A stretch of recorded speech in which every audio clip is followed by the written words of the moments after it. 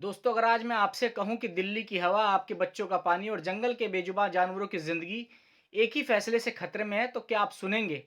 आज हम बात करेंगे अरावली की, भारत की सबसे पुरानी पर्वतमाला और आज सबसे ज्यादा कुचली जा रही सच्चाई की। साथियों, अरावली कोई छोटी मोटी पहाड़ी नहीं है। अरावली ये 150-200 करोड़ साल पुरानी पर्वतमाला है। जब हिमालय पैदा भी नहीं हुआ था, तब से अरावली धरती की रक्षा कर रही है।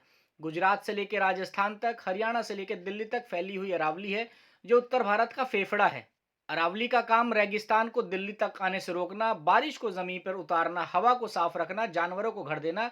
अगर अरावली नहीं होती तो दिल्ली आज थार का रेगिस्तान बना होता। साथियों, अरावली सिर्फ पत्थर और जंगल नहीं है, ये तेंदुओं का घर है, हिरन की सांस है, पक्षियों का आसमान है।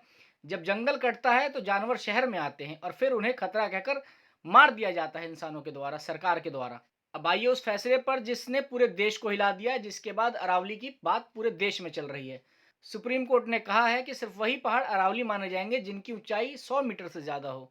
इसका मतलब क्या हुआ? मतलब अरावली की 80 से 90% छोटी पहाड़ियां अब अरावली ही नहीं मानी जाएगी, और जो अरावली नहीं मानी जाएगी वो जंगल नहीं माना जाएगा। जो जंगल नहीं माना जाएगा, वहाँ खनन, कंक्रीट, कॉलोनियां जैसे आपको एनसीआर में देखने को मिल रही हैं, वैसे हो जाएंगी। वहाँ के लोग सवाल पूछ रहे हैं, क्या ये फैसला बड़े बिल्डरों, माइनिंग माफिया और पूंजीपतियों के लिए रास्ता खोल रहा है? साथियों, सरकारी कागज में सब विकास है, लेकिन जमीन पर सिर्फ विनाश है।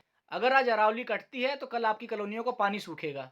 साथियों, सोचो अगर अरावली खत्म हुई तो क्या होगा? तो ध्यान से सुनिए, दिल्ली एनसीआर की हवा और जहरीली होगी, पानी और महंगा होगा, और गर्मी 50 डिग्री तो नॉर्मल टेम्परेचर पर रहेगी। राजस्थान का रेगिस्तान फैलता जाएगा, जानवर या तो मरेंगे या इंसान से टकराएंगे, और फिर हम सब कहेंगे अपने घर में बैठकर सोशल मीडिया पर कि सरकार कुछ करती क्यों नहीं। अब सवाल है कि हम और आप क्या कर सकते हैं। अगर आप सोच रहे हैं कि आम आदमी क्या कर सकता है, तो ये सबसे बड़ी भूल है। हम ये कर सकते हैं, जैसे सेव अरावली जैसे अभियानों को सोशल मीडिया पर और जमीन पर सपोर्ट करें। अपने अपने विधायकों को, सांसदों को और देश के राष्ट्रपति को पत्र लिखें। सोशल मीडिया पर सवाल उठाएं, अवैध खनन की शिकायत करें। इस मुद्दे को चुनावी सवाल बनाएं, क्योंकि याद रखिए, सरकार वोट से बनती है और जंगल हमारे और आपके चुप्पी से कटते हैं। अरावली बचाना सिर्फ पर्यावरण की लड़ाई नहीं है, ये आपके बच्चों की सांस की लड़ाई है, पानी की लड़ाई है, हमारे जीवन की लड़ाई है। अगर आज आप और हम चुप रहे तो कल आने वाला इतिहास हमसे सवाल पूछेगा कि जब जंगल काटा जा रहा था तब तुम कहाँ थे? साथियों, अगर आपको सच भारी लगता है तो इस वीडियो को शेयर करें, और अगर गुस्सा आए तो सवाल पूछो इस सरकार से, इस प्रशासन से। और आपको लगता है कि प्रकृति भी न्याय मांगती है, तो प्रकृति के लिए आवाज उठाओ। जय हिंद, जय भारत।